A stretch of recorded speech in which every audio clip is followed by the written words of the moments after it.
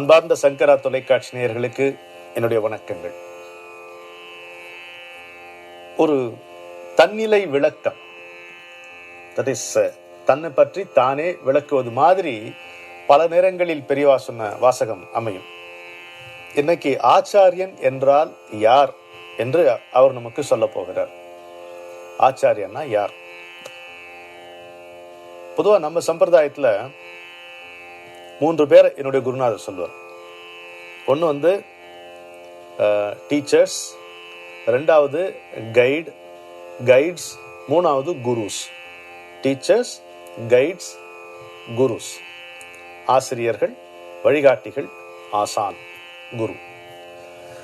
ஆசிரியர்கள் பொதுவாக இந்த குருகுலத்தில் பாடத்தை சொல்லிக் கொடுப்பவர்கள்.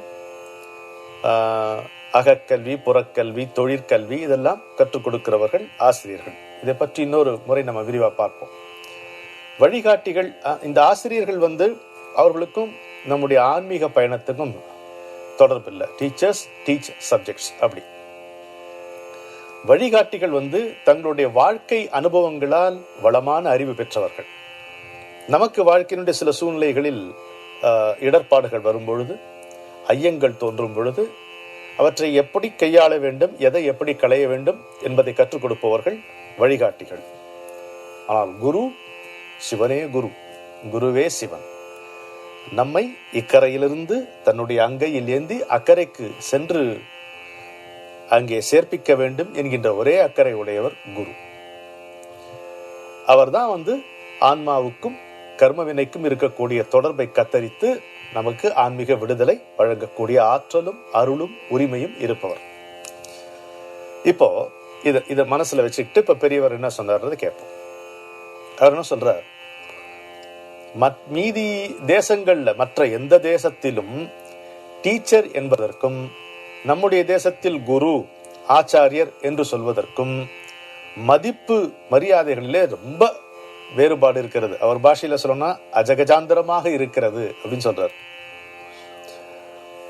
ஒருத்தர்கிட்ட மாணவன் சர்வசங்க பரித்தியாகம் செய்துவிட வேண்டும் என்கின்ற அபிப்பிராயம் மற்ற தேசத்துக்காரர்களுக்கு அடியோடு தெரியாதுங்க. இந்த கான்செப்டே அவங்களுக்கு பியாண்ட் தம். எது? Submitting one self totally to another human being. அப்படிதான், அதுதான் குரு சிஷ்யனுடைய உறவு. இந்த கான்செப்ட் இஸ் பியாண்ட் தம். அவங்களுக்கு தெரியாதுங்கிறார். தெரியவே தெரியாது. ஏதோ அவன் நம்மளோட கெட்டிக்காரன்பா, கொஞ்சம் அநேக விஷயங்கள் அவன் தெரிஞ்சு வச்சிருக்கான், அதை சொல்லி பெருத்தையாருக்கும் அழகா சொல்லி கொடுக்கக்கூடிய திறமை அவனுக்கு. he knows a little more than us and he has the knack of teaching, imparting அப்படின்னு சொல்லி யோசிச்சு அந்த டேலண்ட் அவருக்கு அப்படி நிறுத்தி கொள்கிறார்கள். அவர் சொல்றார் பெரியவர், டீச்சராக இருக்கப்பட்டவனும் தன்னை அப்படித்தான் நினைத்து கொண்டு அந்த மாதிரி தன்னை வளர்த்துக் கொள்வதோடு நின்று விட்டான் அப்படிங்கிறார். So the teacher also stops the point. ஆனா நம்ம விஷயம் அப்படி இல்லை. இங்கே ஆச்சாரியன் உண்டு. இந்த ஆச்சாரியன் என்பவன் எப்படிப்பட்டவன் அப்படின்னா, அவருக்கு ஆச்சாரியருக்கு 3 லட்சணம் இருக்கணும். 3 லட்சணம் இருப்பவர்கள் தான் ஆச்சாரியன் என்று அழைக்க தகுந்தவர் அப்படிங்கிறார். என்னெல்லாம்? 1, சாஸ்திர சித்தாந்தத்தை நன்றாக தெரிந்து வைத்திருக்க வேண்டும். ஆசினோதிகி சாஸ்திரார்த்தம் என்ன அவருடைய விளக்கமே. சாஸ்திர சித்தாந்தத்தை நன்றாக தெரிந்து வைத்திருக்க வேண்டும். What the Smriti says, what the Shruti says, இதை கரெக்டா தெரிஞ்சு வச்சிருக்கணும். சரி. 2வது, தெரிந்ததை வாழ்க்கையில் நடத்தி காட்டும் ஆச்சார சம்பந்தராக இருக்க வேண்டும். ஸ்வயம் ஆச்சாரத்தே அப்படின்னு சொல்றார். ஸ்வயம் ஆச்சாரத்தே, தெரிந்ததை வாழ்க்கையில் நடத்தி காட்டும் ஆச்சார சம்பந்தரா. அவர் என்ன தெரிந்து வைத்திருக்கிறாரோ அதன்படி அவர் நடக்க வேண்டும். அவரே அவருடைய நடத்தையே நமக்கு உதாரணமாக, அந்த சாஸ்திரத்துக்கு விளக்கமாக அமைய வேண்டும். புரியுதுல்ல? 3வது, இப்படி தனக்கு தெரிந்து தான் கடைபிடிக்கக்கூடிய, அனுஷ்டிக்கக்கூடிய சாஸ்திரத்தை பிறருக்கும் கற்றுக் கொடுத்து அவர்களையும் ஆச்சார வாழ்க்கையில் நிலைநாட்ட வேண்டும். ஆச்சாரே ஸ்தாபயத்யபி அப்படிங்கிறார். 3 திரும்ப பார்ப்போம். சாஸ்திர சித்தாந்தத்தை நன்றாக தெரிந்து கொண்டிருக்க வேண்டும். தெரிந்ததை வாழ்க்கையில் அவரை கடைபிடித்து நடத்தி காட்ட வேண்டும். தனக்கு தெரிந்து தான் கடைபிடிக்கக்கூடிய விஷயங்கள் எல்லாவற்றையும் மற்றவர்களுக்கு கற்றுக் கொடுத்து அவர்களையும் அந்த வழியிலே நடப்பிக்க வேண்டும். இந்த மூன்றும் இருந்தால்தான் ஆச்சாரியார்கள். தெரிந்து கொண்டு மட்டும் இருப்பவர் வித்வான், அவருக்கு ஆச்சாரியர் என்கின்ற ஏற்றம் கிடையாது.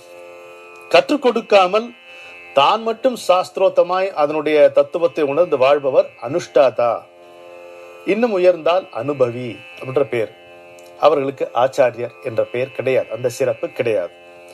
வாழ்க்கையில் நடத்தி காட்டாமல் தனக்கு தெரிந்ததை பிறருக்கு சொல்பவர்கள் பிரச்சாரகர். அதற்கு மேல் அவர்களை நாம் சொல்வதற்கு இல்லை. இந்த மூன்றும் சேர்ந்தால்தான் ஆச்சாரிய பட்டம் என்று மிக அழகான ஒரு விளக்கத்தை சொல்லி திருவள்ளுவரை அப்படியே தொட்டு காட்டுகிறார். நிற்க அதற்கு தக என்று திருவள்ளுவர் சொன்னார். இப்படி கற்க கசடர கற்க, கற்பவை கற்ற பின் நிற்க அதற்கு தக. தான் கற்று கற்ற வழி நிற்பதோடு பிறருக்கும் கற்பிப்பதோடு விடாமல் அவர்களும் கற்ற வழி நிற்க ட்ரெயின் செய்கிறவன், அவருடைய வார்த்தை ட்ரெயின் செய்கிறவன் தான் ஆச்சாரியன் சொல்லி உலக சொல்ற. இப்படி நிறைய ஆச்சாரியர்கள் இருந்து வந்திருப்பதுதான் நம்முடைய தேசத்தின் பெருமையில் எல்லாம் பெரிய பெருமை என்று நான் கருதுகிறேன் என்கிறார். ஆச்சாரியருக்கு இவர் சொன்ன 3 லட்சணங்களை மனதில் வைத்துக் கொண்டு நாம் யாரை பார்த்து கொண்டிருக்கிறோம்? யார் இதை சொல்லுகிறார்கள் என்றால் பரமாச்சாரியார். ஆச்சாரியனுக்கு லட்சணம் இப்படி இருக்க வேண்டும் என்று சொல்லக்கூடிய அருகதை யாருக்கு இருக்க முடியும்? பரமாச்சாரியாருக்குத்தான் இருக்க முடியும். சாஸ்திரங்களை தெரிந்து கொள்வதும் அதை கடைபிடிப்பதும் அதை கற்பிப்பதும் அந்த வழியிலே மற்றவர்களை நடப்பிப்பதும் ஆகிய மகத்தான ஆற்றல் இருப்பவர் யார்? அவர்தான் பரமாச்சாரியார். எல்லாமாகவும் இருந்து தன்னுடைய எளிமையால் நம்மை நெகிழ வைக்கக்கூடியவர் எவரோ அவர் பரமாச்சாரியார் இல்லையா? ஏழைகளுக்கு பங்காளனாக செல்வர்கள் அணுக முடியாத உயரத்தில் இருக்கக்கூடிய சக்கரவர்த்தியாக விளங்கக்கூடிய மாட்சிமை எவருக்கு இருக்கிறதோ அவரை நாம் பரமாச்சாரியார் என்று கொண்டாடுகிறோம். சின்ன குழந்தைகளிடம் குழந்தைகளையும் விட குழந்தைகளாக இருக்கக்கூடிய வாத்சல்யமும் வாஞ்சையும் மிக கற்ற வேத விற்பனர்களின் மத்தியிலே அவர்கள் அண்ணாந்து பார்க்கக்கூடிய அளவிலே இருக்கக்கூடிய வேத ஆதித்யனாக ஜொலிக்கின்ற அந்த மாண்பும் எவருக்கு இருக்கிறதோ அவரைத்தான் நாம் பரமாச்சாரியார் என்று கொண்டாடுகிறோம். எனவே ஆச்சாரியர் என்பதற்கு அவர் சொன்ன லட்சணங்களை மனதில் வைத்துக் கொண்டு பரமாச்சாரியரை நாம் பார்க்கும் பொழுதுதான் அவருடைய மாட்சிமை நமக்கு இன்னும் விளங்குகிறது என்பதற்காக சொல்லுகிறேன்.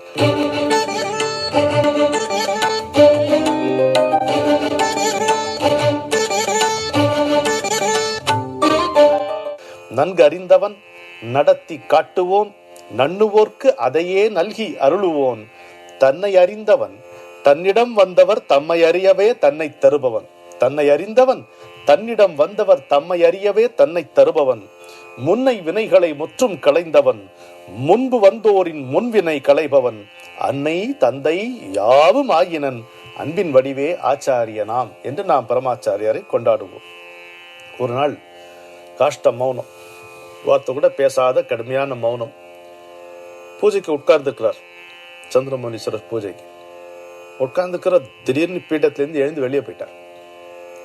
என்னடா எதுக்கு பாரு பேச மாட்டார் என்னன்னு பார்த்தா ஒரு பாரிஜாதம் மரத்துக்கிட்ட வந்து அது அப்படி பார்க்கிறார்.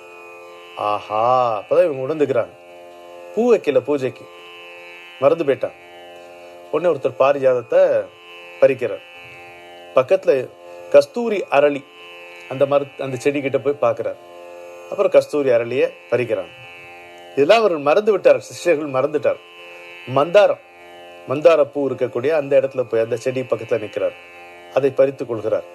இதெல்லாம் முடிந்தோடனே ஒரு புல்வெளி, அங்க போய் உட்காரு. ஏன் அருகம்புல் வைக்க மறந்து போயிட்டான் பிள்ளையார் பூஜைக்கு.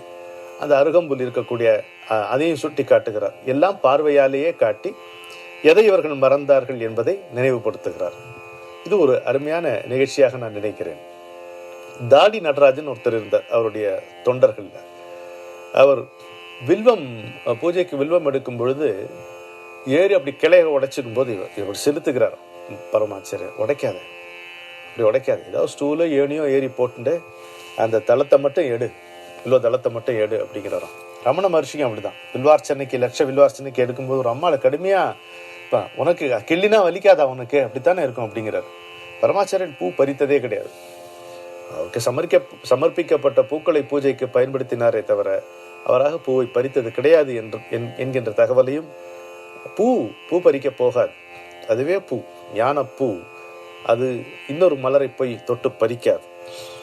இந்த வாக்கியங்கள் எல்லாம் பார்த்து கொண்டு, இந்த அருமையான வாழ்க்கை நெறியை பார்த்து கொண்டு இன்றைக்கு அவர் அருளி இருக்கிற மகா வாக்கியம் என்ன என்று பார்ப்போம். மனதை வெற்றி கொண்டவன் உலகத்தை வெற்றி கொள்வான், அதற்கு உதவுவது ஞான மார்க்கம் என்கிறார்.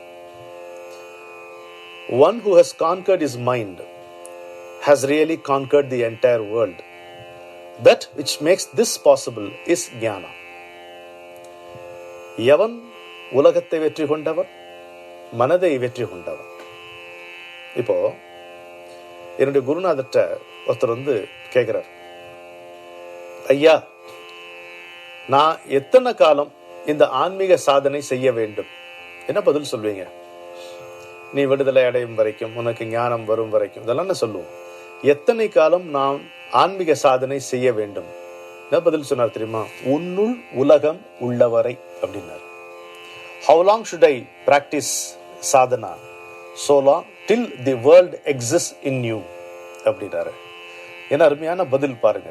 அதாவது என்ன புரிந்து கொள்ள வேண்டும் என்றால், நாம் எல்லோரும் ஒரே உலகத்தில் தான் வாழ்கிறோம் என்றாலும் நம் ஒவ்வொருவர் உள்ளத்திலும் தனித்தனி உலகம் சுழன்று கொண்டிருக்கிறது. அந்த உலகம் நமது ஆசைகளால், அபிப்பிராயங்களால், எதிர்பார்ப்புகளால், ஏமாற்றங்களால், கடுமையான ஜட்ஜ்மெண்ட்டுகளால் ஆனது உலகம்.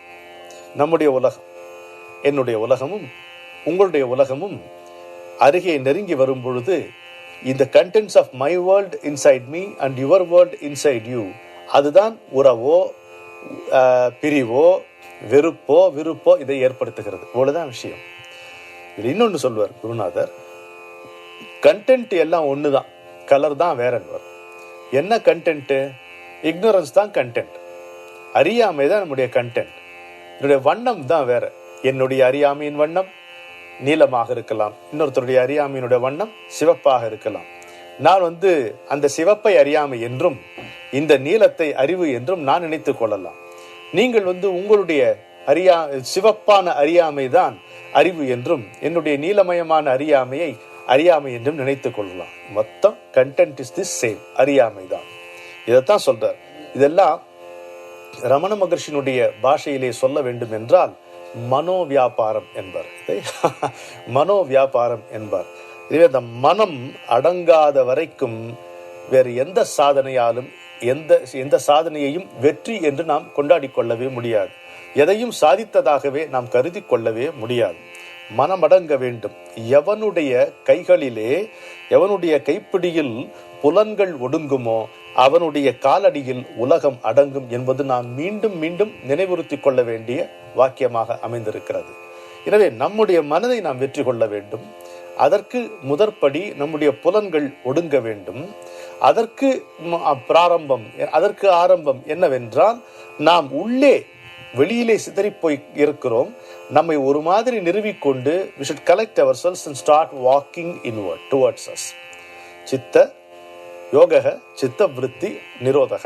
Yoga is nothing but arresting the outflow of consciousness. இதுதான் பதஞ்சலியுடைய முதல் சூத்திரம். இன்னும் கொஞ்சம் ஆழமா நம்ம யோசிச்சு பார்த்தோம்னா இந்த முதல் சூத்திரத்திலேயே யோகம் முடிஞ்சு போகிறது. ஆனால் நமக்கு அது போதவில்லை என்பதனால் சூத்திரங்கள் இன்னும் பல எழுதப்பட வேண்டியதாக இருக்கின்றன. இதெல்லாம் எக்ஸ்டென்ஷன்ஸ் தான். நீங்க அந்த பதஞ்சலியுடைய யோக சூத்திரத்தினுடைய இந்த ஆரம்பத்தை மனதில் வைத்துக் கொண்டு பரமாச்சாரியருடைய இந்த வாக்கியத்தை, மனதை வெற்றி கொண்டவன் உலகத்தை வெற்றி கொண்டவன் ஆகிறான். உலகத்தை வெற்றி கொள்வான்னா உலகத்தை போய் தனியா காண்கப்படுறது, தன்னுக்குள்ளே இருக்கக்கூடிய உலகம் அது தீர்ந்து போனால் மனம் அங்கே ஒடுங்குகிறது. தன்னுள்ளே இருக்கின்ற அபிப்பிராயங்கள், ஆசைகள், கொந்தளிப்புகள், தாபங்கள், கோபங்கள் இவற்றால் பொதிந்த தன்னுடைய உலகம் தீர்ந்து போனால், உள்ளே இருக்கின்ற தன்னுடைய உலகம் தீர்ந்து போனால் மனம் அங்கே ஒடுங்குகிறது, அடங்குகிறது. அப்படி மனம் ஒடுங்கியவன் இந்த உலகத்தையே, புற உலகத்தையே வென்றவனாகிறான் என்பதுதான் இந்த தத்துவத்தினுடைய சுருக்கம், நெருக்கம். வணக்கம்.